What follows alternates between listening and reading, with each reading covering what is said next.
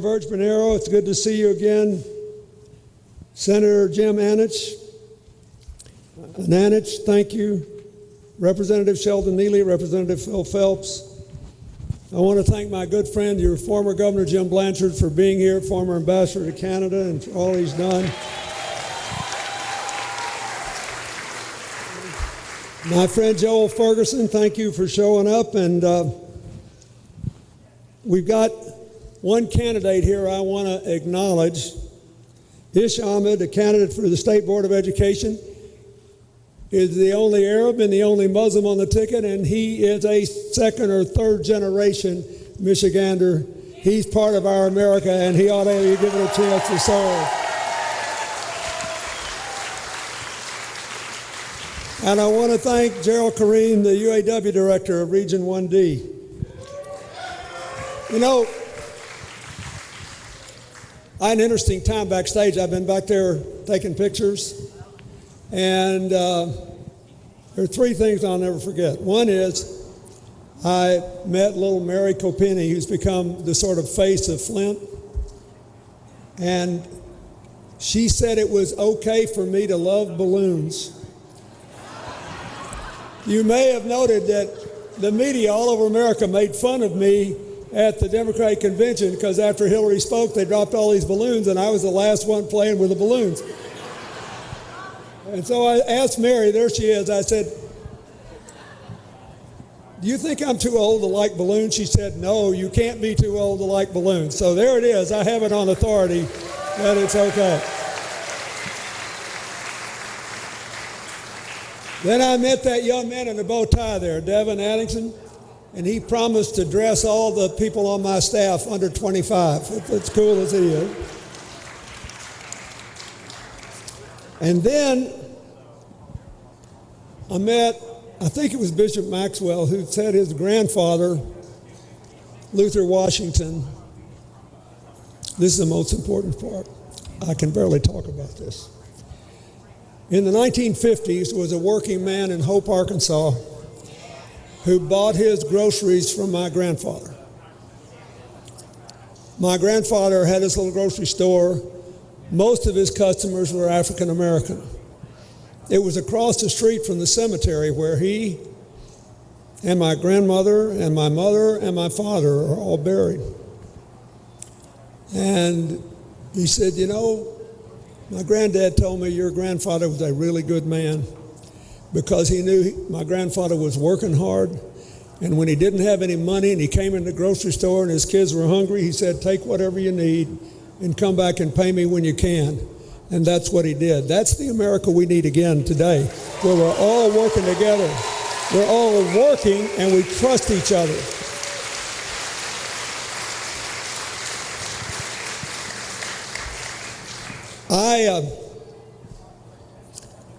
I want to say first, the debate showed who should be president, I think.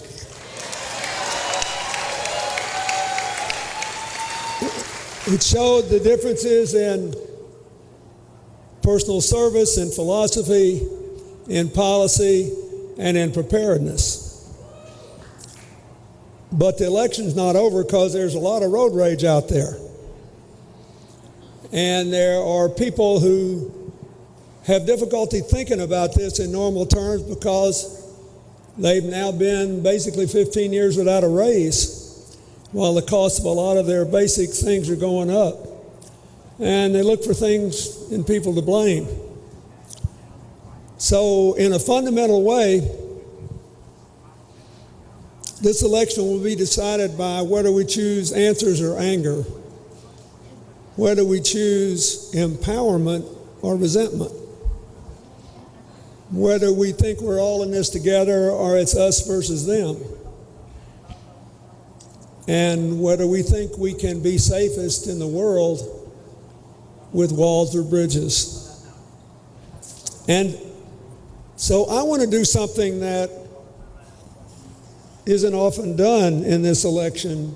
It's been a crazy election, hasn't it? It's like every day somebody else claims the right to pour poison down our throat. I'm going to tell you why you should be for Hillary. You already know why you should be against the other guy. I'm going to tell you what's in it for you. You know, I have this crazy and apparently really old-fashioned idea that elections ought to be carried out based on who's going to do the best job for you.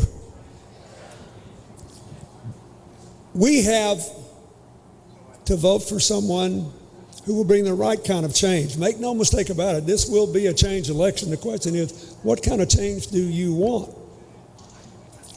And I was just on the phone with an old friend of mine from Texas. He said, he was a great one-liner. I said, you got any one-liners for me before I go give a speech? He said, yeah. Tell them if you don't want somebody to drive the truck off the cliff, don't give them the keys.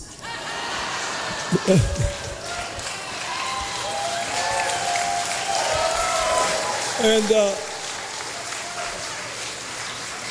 well, I want to tell you where that truck can go.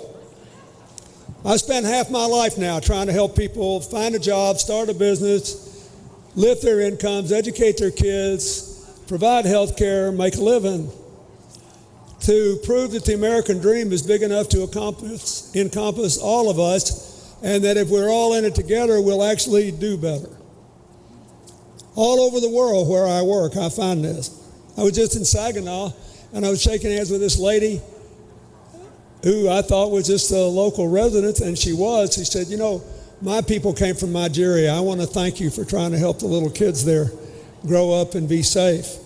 And I thought to myself, this is not complicated. Here's where we are. Number one, even though the economy has been stagnant for too many people, and people who are the richest Americans got their money back quicker after the crash, we are the only big economy in the world that has had job growth in each of the last 79 months of constant job growth. And I personally believe 10 years from now, when people look back on this period, they'll give President Obama better economic marks because he did this with the Congress trying to derail him. Second, like I told you, I've been doing this half of my life. We are by far the best positioned country for the next 10 years, the next 20 years, the next 30 years for the following reasons. Number one, we have the youngest, most diverse workforce of any big country in the world. And having lost it, I can tell you, youth matters. That is, look at these big burly union guys back here. They're all younger than I am. That's a good thing. Number two, we have the best system of higher education and job training of any country in the world. We just make college affordable, the debt repayable, and redignify skills training for people that don't need a 4-year college degree to have a good middle-class job. Number three, we rank first or second in the world in our ability to generate electricity from the sun, the wind, and other clean sources. And what that means is if we do this right, power can be almost free within a decade, and then you can get all the manufacturing jobs you want back at high wages because labor is increasingly productive. Manufacturing is the most productive sector of every economy, which the good news is you can make more money. The bad news is fewer people can produce more stuff every year. But the reason we have to be a manufacturing country is every single manufacturing job creates two and a half other jobs. So the main things in manufacturing today are the cost of materials, transportation, and energy. If you got the most productive workforce, you get the energy costs down, and we got the biggest market. You can save all the transportation costs. We can make everything here in America again if we do it right. But we got to have the right policies.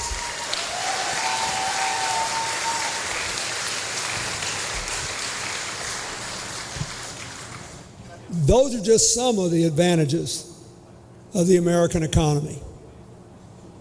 Every instinct I have, based on a lifetime of working on this, tells me we are just this close to being able to take this economy off and lift everybody. Last year, now no one feels this yet, so the voters don't believe it. You probably don't believe it.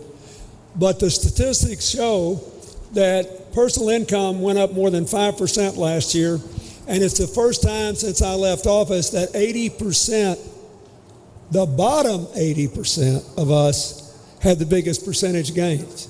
So if we do that,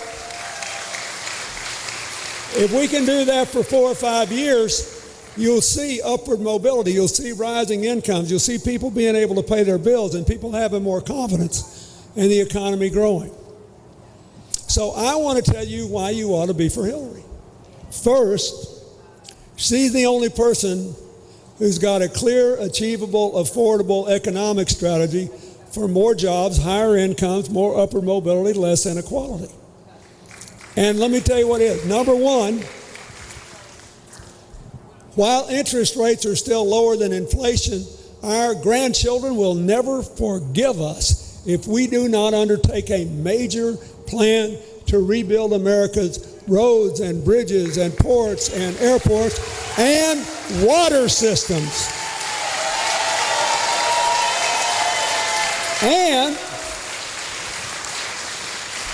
And build an infrastructure and broadband that will make universal affordable access for everybody. There are still 5 million school children in America who go to school every single day and get homework requiring them to access the computer who can't do it. And it's crazy. We can create more than 10 million jobs just doing that. And it will change America forever. It will lift our productivity. It will lift our ability to generate incomes. And the money is virtually free because interest rates are lower than inflation. Number two, we have to remember that 2/3 of our jobs for the last 20 years have come from small business.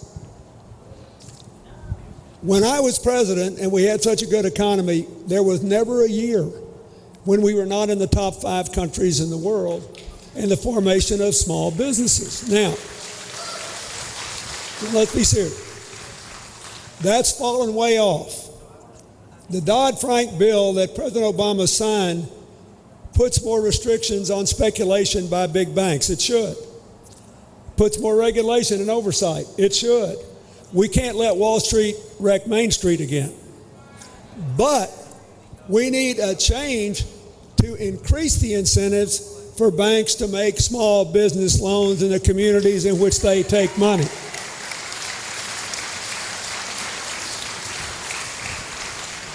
One of the most important reasons that we all rose together when I had the honor to be your president is that we made more than $800 billion, and this is 1990 money, right? We made more than $800 billion in small business loans and home loans to people in the communities, working in the communities where the banks were located. And Hillary has a good plan for that. Number 4, we ought to have a really vigorous revival of our investments in clean energy and our investments in manufacturing generally and our investments in university that promotes science and technology that creates jobs. I'll give you an example. A lot of you know that the 2 biggest undergraduate institutions in America are Michigan and Ohio State.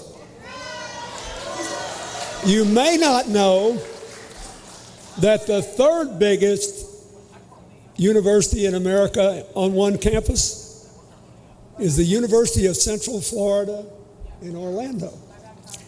And the biggest reason is that Orlando is the home of Disney World, the Universal Entertainment Park, and the video game division of Global Entertainment. And they get $5 billion a year there from NASA and the Department of Defense. Why? All for computer simulation. For example, it's a lot cheaper and safer to teach people to drive a tank, fly a plane, or take a spaceship up on a simulator than the real deal. How did they get 100 computer simulation companies there?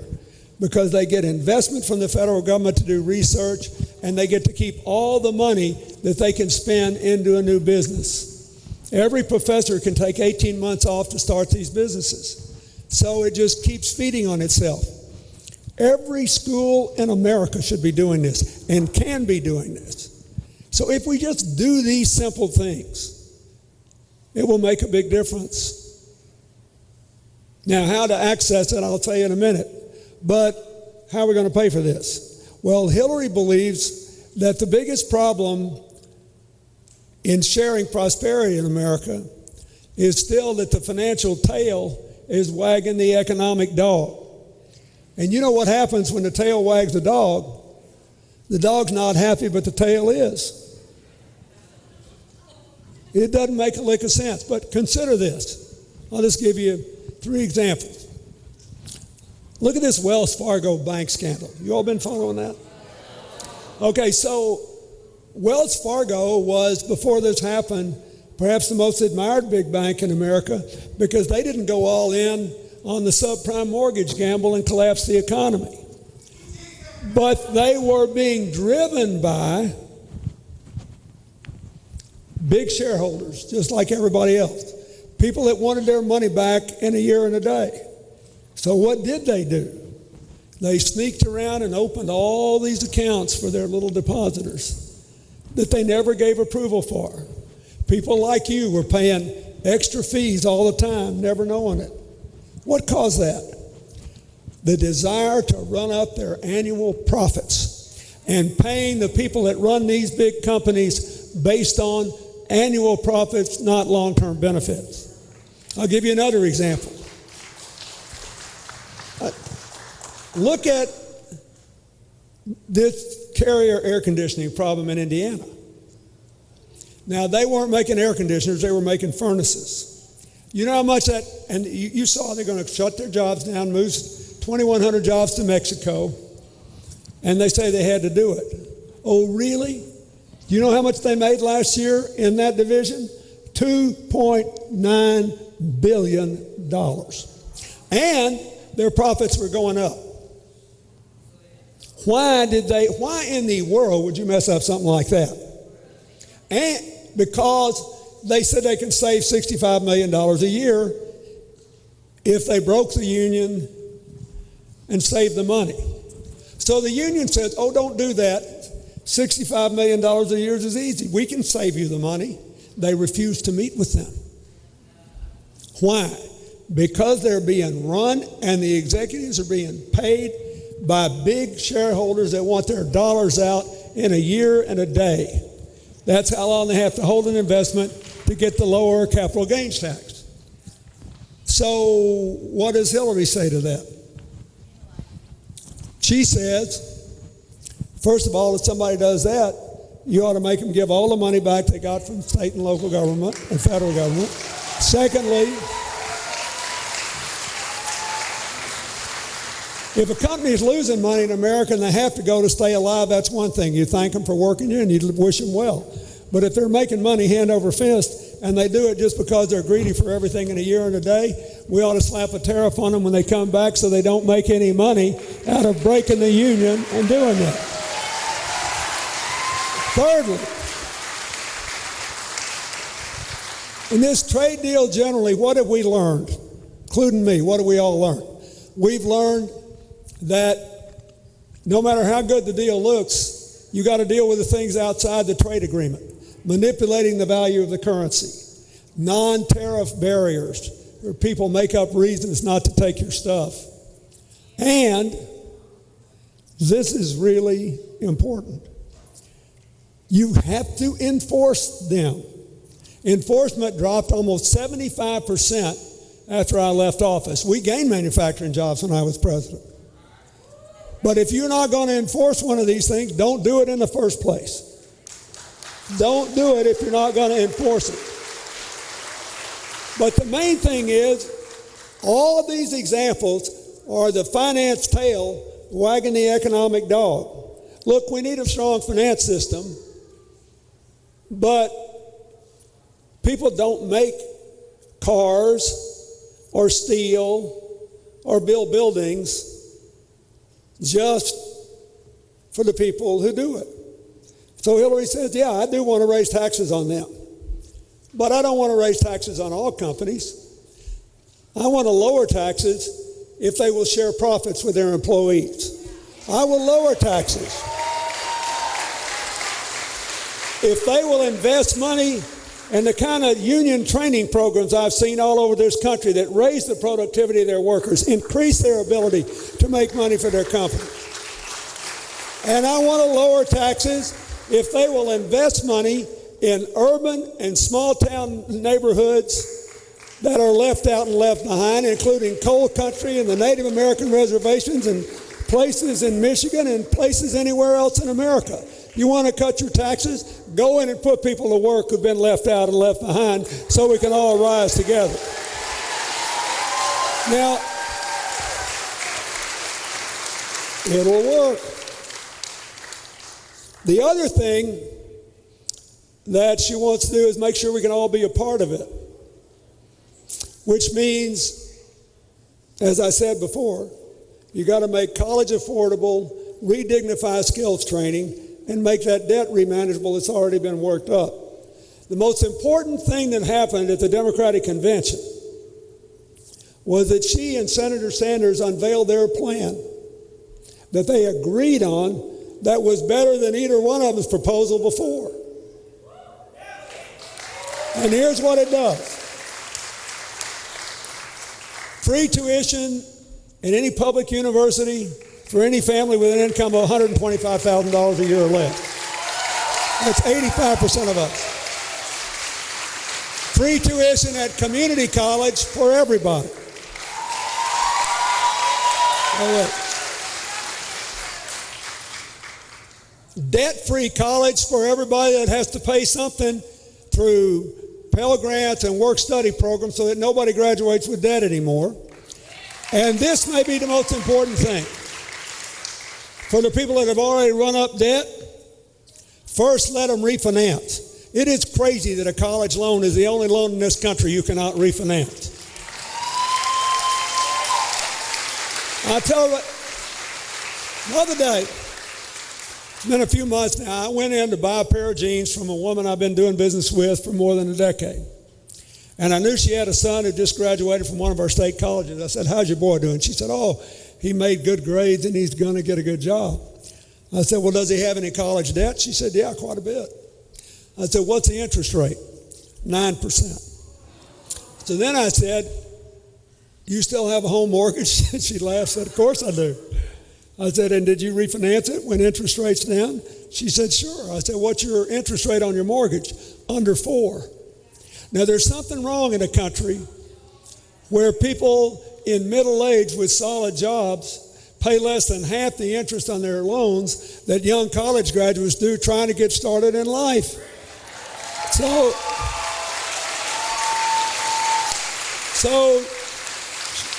if you just allowed people to refinance tomorrow, more than 20 million young Americans could save more than $2,000 just on lower interest pays. And of course, the more you owe, the more you'd save. Then Hillary's proposal is to let people convert the remaining debt, no matter how much it is, into a mortgage-like instrument. And the interest rate would be set based on how much you owe. So it'd be quite low if you owed the national average $27,000. If you owed, let's say, $200,000 for graduating from medical school, it would be capped. It could never be more than 10% of your after-tax income a month. And you could pay it off over 20 years. If it's not paid off, the rest is forgiven. If you take a public service-related job, you can get it forgiven after 10 years. Now, that will make a big difference to America.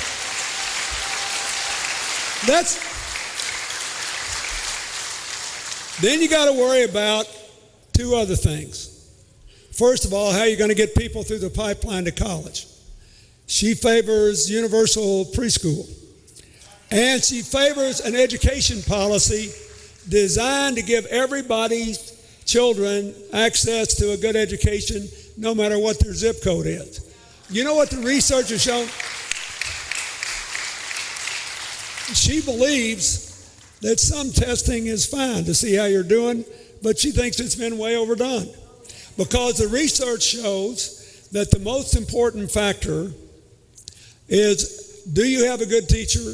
Do you have a good principal? Followed by, is the school open to the parents, and are the parents involved in the life of the school? Those are the things which give you the best results. So that's what she wants to focus on. Now the next thing is, we got to figure out what to do now on health care. Her opponent said, oh, just repeal it all, the market will take care of it. That didn't work out very well for us, did it? We wound up with the most expensive system in the world, and we insured the smallest percentage of people. On the other hand, the current system works fine if you're eligible for Medicaid, if you're a lower income working person, if you're already on Medicare, or if you get enough subsidies on a modest income that you can afford your health care. But the people that are getting killed in this deal are small business people and individuals who make just a little too much to get any of these subsidies. Why? Because they're not organized, they don't have any bargaining power with insurance companies, and they're getting whacked. So you've got this crazy system where all of a sudden 25 million more people have health care, and then the people are out there busting it sometimes 60 hours a week, wind up with their premiums doubled and their coverage cut in half. It's the craziest thing in the world. So here's the simplest thing. You raise your hand, so you think about it. Here's the simplest thing. Figure out an affordable rate and let people use that, something that won't undermine your quality of life, won't interfere with your ability to make expenses, won't interfere with your ability to save money for your kids' college education, and let people buy in to Medicare or Medicaid. Here's why. You can let people buy in for just a little bit, because unlike where you are now, if you were on the other side of this, if you were an insurer, you'd say, gosh, I only got 2,000 people in this little pool. 80% of the insurance costs every year come from 20% of the people. If I get unlucky in the pool, I'll lose money. So they overcharge you just to make sure, and on good years, they just make a whopping profit out of the people least able to pay it. It doesn't make any sense. The insurance model doesn't work here. It's not like life insurance. It's not like casualty. It's not like predicting flood. It doesn't work. So Hillary believes we should simply let people who are above the line for getting these subsidies have access to affordable entry into the Medicare and Medicaid programs. They'll all be covered. It will not hurt the program. We will not lose a lot of money. And we ought to do it. That's what's in this for you. Her opponent wants to go back to trickle-down economics on steroids. And I actually read where some working people were saying they loved it that he didn't pay any taxes for 18 years. Anybody could rip us off like that would surely know what to do to fix it. The problem is that his proposals are out there. He just doesn't ever talk about them. And his proposals are more of the same on steroids. Cut taxes for millionaires, billionaires. Make sure developers never have to pay anything. Let people declare bankruptcy and let their suppliers get hurt, the small business people and the workers get hurt, and free them up to live like billionaires without paying anything. It isn't right. So you're going to get change in this election. I think the change you should want are more jobs, higher incomes, higher mobility, less inequality, and Hillary will give you that. Now, then we got another decision to make, because a lot of this election is being driven, once people got angry over their economic plight, by social division. I mean, look around this crowd here. Think how much more interesting you look than this would have been if I'd had this rally 30, 40 years ago. Right? We have people from all over the world, people from every faith, people of various races. You got to decide whether you think we're stronger together. Now, the subtle and not so subtle message that Hillary's opponent has given to the non-college educated white working class is, you've gotten the shaft and I will move you back up on the social totem pole. I will let you recover the America of 50 years ago. Well, first of all, it wasn't so hot 50 years ago for a lot of Americans. And secondly, saying I'll give you back the society or the economy we had 50 years ago is like me saying, since I just turned 70, I'd like to be 20 again. Now I would actually. Just because I like this younger generation and because I think we're about to enter the greatest period of progress and discovery if we do the right things in history, I'd like to see what's going to happen. So I would like to be 20 again. But I would not vote for anybody who promised to make me 20 again. So, Hillary's position is simple. Instead of trying to rearrange the social totem pole, tear the dadgum pole down and let us all go forward together and live together and work together. That's what works best. So that means we got to do some things. I'm very proud of the support that I gave law enforcement when I was president. We put over 100,000 more police officers on the street and trained them properly and had a lot less controversy than we've had lately. But I think these body cameras are a good thing. I think the training programs are a good thing. And I think it is wrong for parents to be worried sick that simply because of the color of their skin, they're terrified every time their kids walk outside the door. It's wrong. And for everybody who's not worried about your own kids, I want to ask you to just think, what if God had made you a different color? How would you feel every time your kid goes outside? What happened to us identifying with each other? And for every parent that's scared, I would ask you to think, how terrible would it be in dangerous neighborhoods in this country if we did not have the police force to maintain law and order for working, decent people? So what we've got to do is have reform and the police. We got to do it both. We can only do that together. We need police reform, but we also need prison reform. There's an enormous bipartisan consensus that it's crazy to put young, nonviolent offenders in prison for too long and then let them out with no training, no education, no way to get a job, and making sure they can't get hired because they ask you when you go in to check a box if you've ever been in prison. We need to ban the box and empower people so they can go forward together. That's our position. We need judges on the Supreme Court that will expand voting rights, not restrict them. And that don't like the Citizens United decision, which allows billionaires to give money anonymously. My mother raised me to believe if you don't want somebody knowing what you're doing, the chances are you shouldn't do it. And everybody here who's lived a certain number of years has done that at least once or twice in your life. I noticed one of the things that Hillary's opponents' foundation, which we now know the family foundation was funded by other people, not him, for the last 8 years, but they gave $100,000 to the Citizens United Political Action Committee. Hillary wants it repealed. She thinks it is bad for this country. So you just got to decide. The last thing I want to say is this. When I had the honor of speaking at the convention, I decided all this whipping she'd been given for a year over the email deal and all this other stuff, best thing I could do is just tell you a story of the person I know and the life she'd lived. I mean, she got out of law school She could have gone to work for the big firms. She could have made millions of dollars. There was no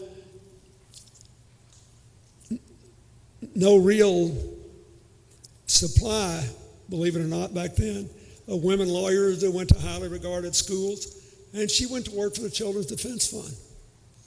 She was registering Hispanic voters in Texas before she got out of law school and trying to get African-American teenage kids out of adult prisons in South Carolina working for the Children's Defense Fund before she even got out of law school. Then when she got out, she took the risky decision to go alone to northern Alabama, this little town where they had a segregated academy that was illegally claiming tax exemptions, something her opponent loves to do, and posed as a woman who wanted to enroll her kid in an all-white school to get them to admit that it was an all-white school. She had them, they lost their tax exemption. That took a lot of guts, but it wasn't exactly a career booster. She did it because she believed in it. She spent her whole life trying to work for the welfare of children and families. That's why her strongest supporters are people that know her best, from people she grew up with,